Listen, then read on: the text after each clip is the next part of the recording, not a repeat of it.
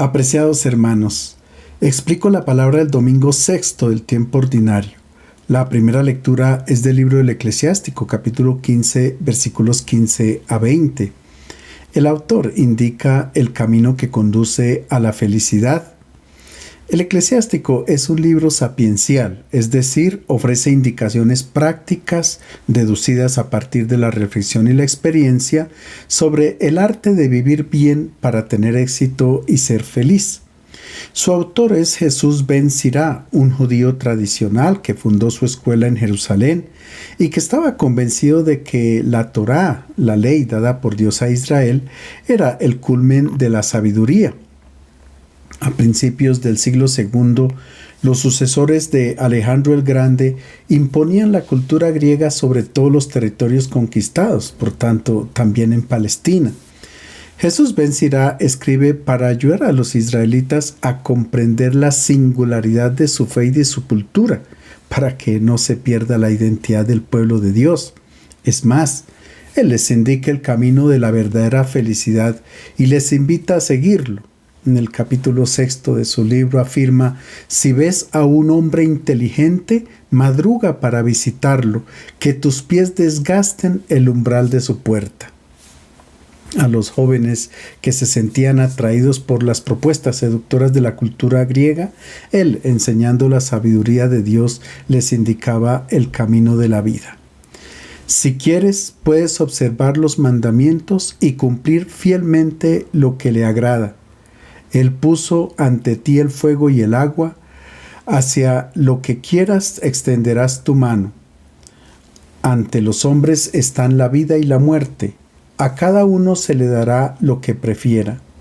Porque grande es la sabiduría del Señor, Él es fuerte y poderoso, y ve todas las cosas.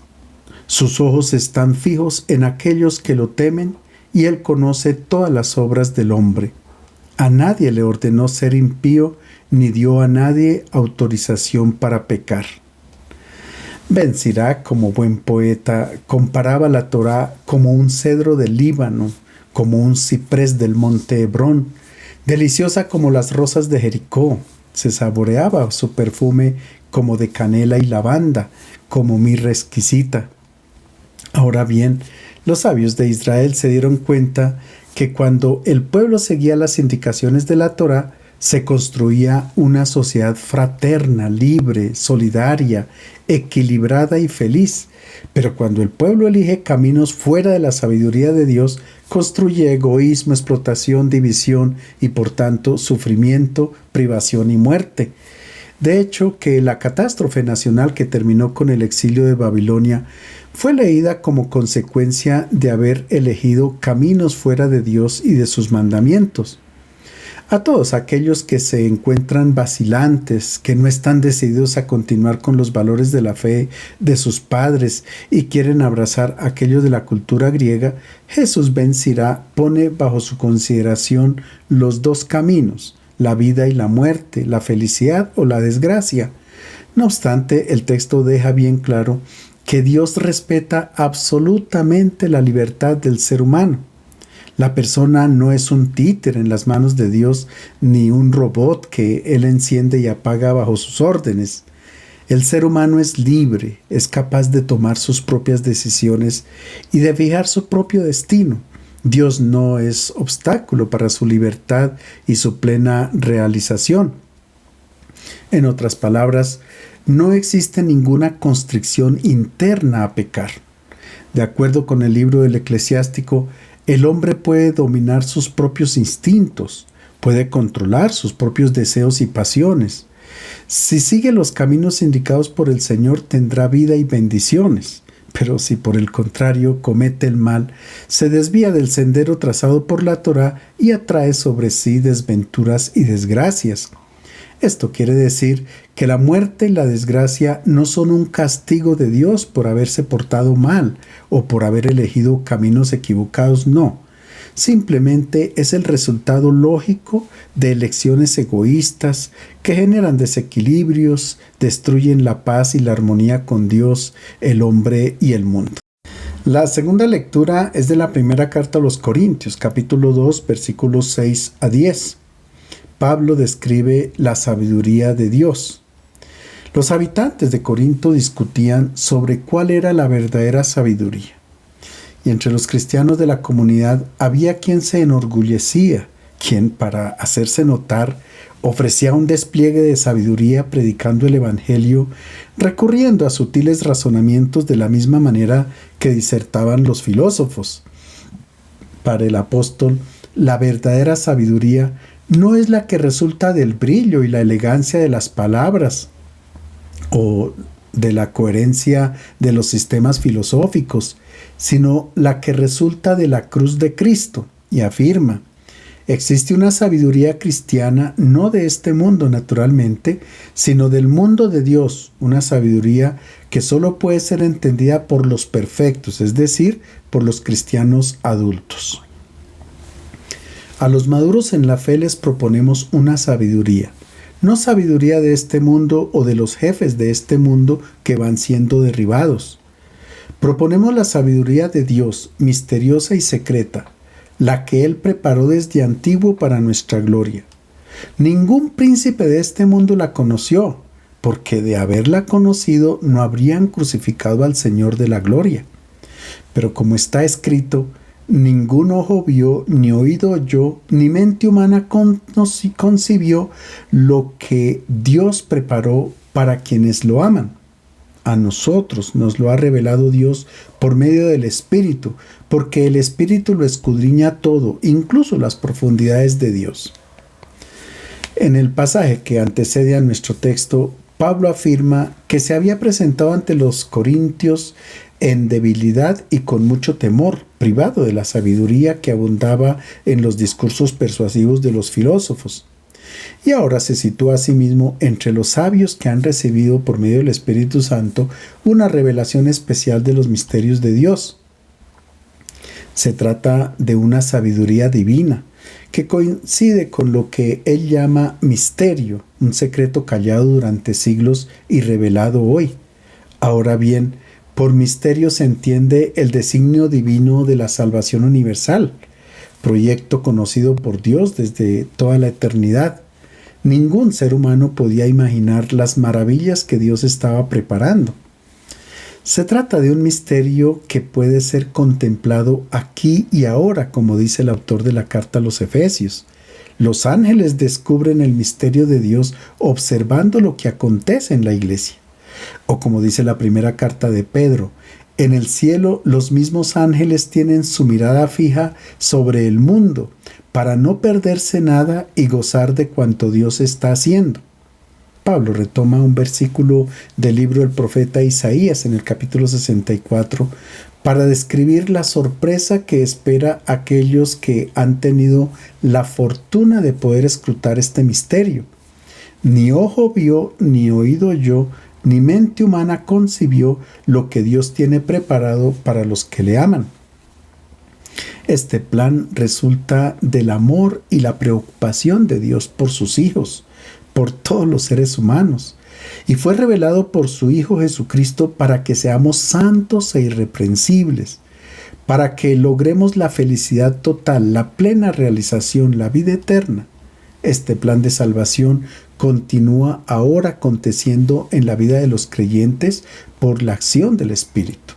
Es el Espíritu quien nos anima y nos permite renacer para que como hombres nuevos nos identifiquemos plenamente con Cristo. El Evangelio es de San Mateo capítulo 5 versículos 17 a 37. Se trata de la novedad y el alcance de la ley propuesta por Jesús. Los judíos llaman la ley a los 5 primeros libros de la Biblia. En hebreo se dice Torá, aunque en realidad esta palabra deriva del verbo yará, que indica el acto de lanzar una flecha para mostrar la dirección. Por eso también se le llama la enseñanza. La Torá indica el camino que conduce a la vida, no dictando una normativa fría, impersonal, sino contando la historia que Dios construye con Israel. Sin embargo, la Torá revelada por Moisés en el Sinaí no era la palabra definitiva de Dios. Sobre el monte de las bienaventuranzas, Jesús ha reconocido su validez y, considerándola solamente como una etapa transitoria, ha indicado una nueva meta, un horizonte más lejano e ilimitado. Por otra parte, en el año 80 después de Cristo, la comunidad de Mateo estaba conformada en su mayoría por cristianos provenientes del judaísmo, quienes se preguntaban si todavía estaban obligados a cumplir la ley de Moisés o si Jesús ya la había abolido definitivamente. Veamos la respuesta. No piensen que he venido a abolir la ley o los profetas. No vine para abolir, sino para cumplir. Les aseguro que mientras duren el cielo y la tierra, ni una i, ni una coma de la ley dejará de realizarse. Por tanto, quien quebrante el más mínimo de estos mandamientos y enseñe a otros a hacerlo, será considerado el más pequeño en el reino de los cielos. Pero quien lo cumpla y lo enseñe, será considerado grande en el reino de los cielos. Porque les digo que si el modo de obrar de ustedes no supera al de los letrados y fariseos, no entrarán en el reino de los cielos. Como buen israelita, Jesús tenía claro que la ley es sagrada, porque es palabra de Dios dirigida a su pueblo. Y precisamente por ser palabra de Dios, no se podía contradecir ni tampoco desmentir. En nuestro texto, Jesús afirma que no ha venido a abolir la ley, sino a darle cumplimiento. El verbo empleado en griego es katalio, que significa destruir, derribar, demoler. Por tanto, Jesús nunca ha tenido la intención de demoler o abolir el Antiguo Testamento. Lo que sí ha querido derribar y destruir totalmente son aquellas concepciones, aspiraciones y esperanzas que no estaban en coherencia con el Evangelio y con la figura del Mesías y que sí se encontraban en el Antiguo Testamento. Por ejemplo, con respecto a los bienes estaba escrito que era dichoso el que había sido colmado de muchos bienes. En cambio, Jesús dice, bienaventurados los pobres. Por otra parte, todas las sectas judías estaban de acuerdo en que el Mesías tendría suceso y daría bienestar a todos sus seguidores. Incluso esto también lo pensaban los discípulos de Jesús, porque el pueblo de Israel en general esperaba un rey davídico que gobernara sobre todos los pueblos, como dice el Salmo 72. Los reyes de Tarsis y de las islas traerán presentes, los reyes de Sabá y de Sebat ofrecerán dones, y todos los reyes se postrarán delante de él, todas las naciones le servirán. En el libro del Deuteronomio, capítulo 28, Moisés dice al pueblo, el Señor te pondrá a la cabeza, estarás encima de las demás naciones y nunca estarás debajo. En cambio, Jesús propone el servicio en vez del dominio. De este modo, derriba las esperanzas de la grandeza y del poder que tenía su pueblo y asegura que mientras duren el cielo y la tierra, ni una i, ni una coma de la ley dejará de cumplirse. Ahora bien, quien quebrante el más mínimo de estos mandamientos y enseñe a otros a hacerlo será considerado el más pequeño en el reino de los cielos. Jesús habla de preceptos mínimos, porque son mínimos con respecto a los que él va a presentar. Sin embargo, no los considera despreciables de ninguna manera, pero no son la meta última para entrar en el reino de los cielos. Es necesario dar un salto hacia adelante, porque si el modo de obrar de los discípulos no supera el de los letrados y fariseos, simplemente no entrarán en el reino de los cielos. Ahora Jesús, a partir de lo que está escrito en la Torá, muestra la meta última a donde se debe llegar para ser una persona realizada, para alcanzar lo máximo de lo humano. Y lo hace con 6 ejemplos. Hoy vamos a ver 4 de ellos. El primero hace referencia a las relaciones fraternales, concretamente al 5.º mandamiento. Ustedes han oído que se dijo a los antiguos, no matarás. El homicida responderá ante el tribunal. Pues yo les digo que todo el que se enoje contra su hermano responderá ante el tribunal. Quien llame a su hermano estúpido responderá ante el Sanedrín. Quien lo llame loco incurrirá en la pena del fuego de la gehenna. La expresión fue dicho a los antiguos, nosotros la llamamos un pasivo teológico porque indica que ha sido Dios quien ha dicho esto. Dios dijo, no matarás. Recordemos que el Señor en el libro del Génesis dice: yo pediré cuentas a cada hombre de la sangre de cada uno de ustedes. A cada hombre le pediré cuentas de la vida de su prójimo, pues el hombre ha sido creado a imagen de Dios. Dios, creando al hombre, se presenta como aquel que ha construido su propia estatua. Los faraones de Egipto y los reyes de Mesopotamia construían una estatua de sí mismos. Si alguien golpeaba o dañaba aquella estatua, significaba atentar directamente contra el soberano. Dios utiliza esta metáfora. Él ha hecho al ser humano a imagen suya. Quien atente contra esta imagen, atenta contra el mismo Dios. Jesús dice: y ahora yo les digo, es decir, lo que ha sido dicho a los antiguos es bellísimo y debe permanecer, pero Jesús presenta la meta última a donde es necesario llegar para respetar la imagen de Dios que es el ser humano. Es decir, Jesús le da continuidad al primer testamento y muestra hasta dónde debe llegar la palabra de Dios. No matar no significa únicamente quitar la vida biológica. El ser humano no posee una vida meramente vegetativa, sino que tiene una dignidad que involucra muchas dimensiones. Jesús va más allá. Dice: si alguien se enoja, le está quitando la vida al hermano. La ira es una pulsión que Dios ha creado dentro de nosotros y es positiva porque indica la indignación del ser humano frente a la injusticia. En este sentido, la Biblia habla también de la ira de Dios. Juan el Bautista dice a los fariseos: partida de víboras, ¿quién les enseñó a huir de la ira de Dios que está por venir? Si Dios no se enojase, sería indiferente a lo que sucede en este mundo, pero su ira corresponde con su amor visceral por el ser humano. Él no acepta las injusticias contra el ser humano, que es su imagen y semejanza. Esta pasión que Dios tiene es bella y no se dirige a quien hace el mal, sino contra el mismo mal. Y en esto se diferencia de nuestra ira. Por lo general, nosotros lanzamos nuestra pulsión contra quien comete el mal. Nos salimos de control y terminamos agrediendo o odiando a quien hace mal. Jesús dice: si se pierde el control y alguien se enoja con su hermano, ciertamente no le quita la vida biológica, pero está cometiendo homicidio.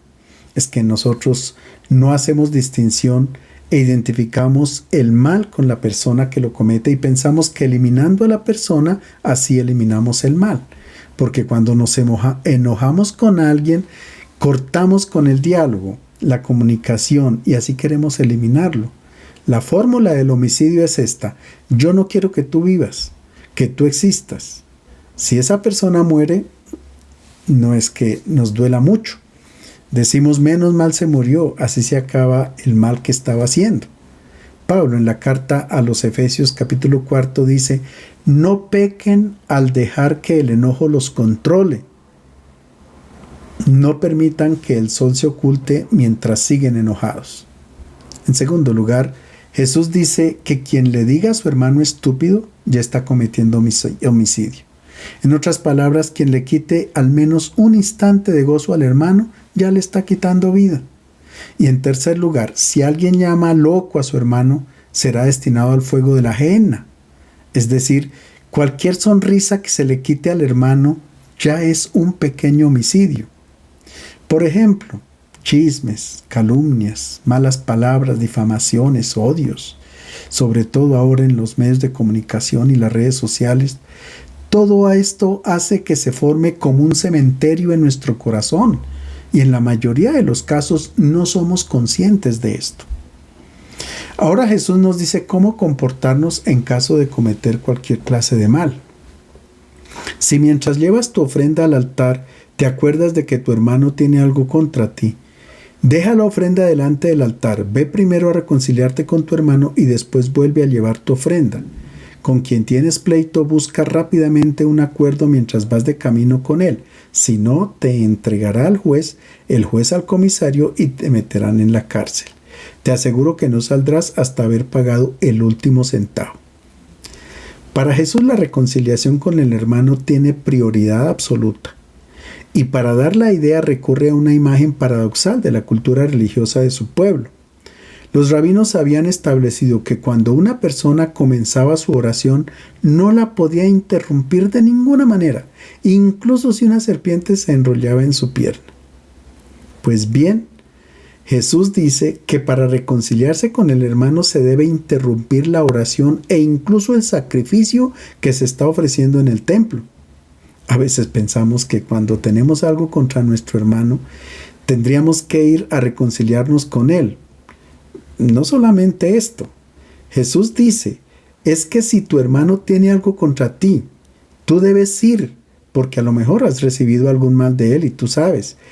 O alguien te miró mal porque tú hiciste algo inconscientemente contra él. Entonces tú eres quien debe ir a reconciliarte con tu hermano, no esperar a que él venga hacia ti.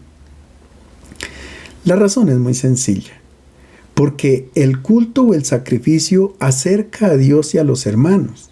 Y si tú te acercas a Dios, pero estás lejos de tu hermano, eres un hipócrita. De igual modo, Jesús pide la reconciliación con el hermano durante el viaje, es decir, a lo largo del trayecto de nuestra vida, porque no se puede llegar al encuentro con Dios habiéndole quitado vida al hermano. Casi contemporáneo con el Evangelio de Mateo se escribe la Didaje, que es como un catecismo para la comunidad cristiana. Allí se dice lo siguiente: todo el que tenga discordia con su prójimo, no se junte con ustedes hasta que no se hayan reconciliado, para que no sea profanado su sacrificio. Veamos ahora el segundo ejemplo del salto que hay que dar para entrar en el reino de los cielos. Ahora Jesús se refiere al adulterio. Ustedes han oído que se dijo, no cometerás adulterio. Pues yo les digo que quien mira a una mujer deseándola ya ha cometido adulterio con ella en su corazón. Si tu ojo derecho te lleva a pecar, sácatelo y tíralo lejos de ti. Más te vale perder una parte de tu cuerpo que ser arrojado entero a la gehenna. Y si tu mano derecha te lleva a pecar, córtatela y tírala lejos de ti. Más te vale perder una parte de tu cuerpo que terminar entero en la gehenna. Dios ha querido que el vínculo conyugal se caracterice por una relación de amor única e incondicional, definitiva y total. Por tanto, cualquier relación sexual con una persona distinta del propio cónyuge es llamado adulterio. Esta acción es negativa, no porque Dios castigue a la persona, sino porque se deshumaniza ella misma. Para Jesús, el adulterio ya ocurre en el corazón cuando se mira a una mujer para desearla. Distanciándose de la actitud de los rabinos de su época, Jesús ha sido muy sereno, espontáneo y libre con el comportamiento con las mujeres. Permitió que una pecadora en casa de Simón el fariseo lo abrazara y lo besara. Cultivó una bella amistad con la Magdalena y con Marta y María, las hermanas de Lázaro en Betania. Sin embargo, para él hay sentimientos y relaciones que pueden ser una traición, aunque no se conviertan en un acto material. El adulterio comienza en el corazón y por tanto allí mismo debe ser atacado.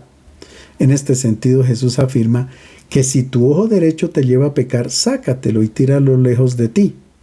El ojo representa el deseo que se despierta con lo que vemos. Muchas decisiones en la vida las tomamos de acuerdo con lo que vemos y nos seduce. Ante una seducción en el campo sexual, surge la pregunta si se debe aprovechar la ocasión o dejarla perder. Jesús es muy claro. Hay que tener la fuerza y la valentía para cortar inmediatamente y no esperar, porque se puede perder el control y se termina por arrojar la vida a la gehenna. Ahora bien, la gehenna no es el infierno, sino el basurero que se encontraba en la parte suroccidental de la ciudad de Jerusalén, un lugar maldito donde se habían sacrificado y quemado niños en honor al dios Moloch. Se creía que allí se encontraba la puerta de entrada al mundo de los demonios. Por tanto, lo que Jesús quiere decir es que con ciertos comportamientos se puede arrojar la vida a la basura. Por otra parte, Si tu mano derecha es motivo de escándalo, córtatela. Es mejor perder una de tus manos que todo tu cuerpo termine en la gehenna.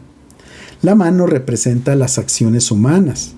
Si tu corazón te empuja a cometer acciones negativas, corta esa mano, es decir, acaba con esa clase de comportamientos.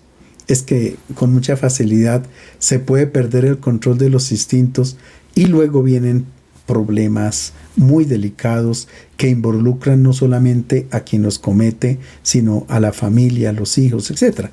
Por lo tanto, es necesario cortar antes de que los deseos se transformen en adulterio. El tercer ejemplo del salto que debe hacer quien partiendo de la Torá quiere llegar al reino de Dios hace referencia al divorcio. Se dijo, quien repudia a su mujer que le dé el acta de divorcio.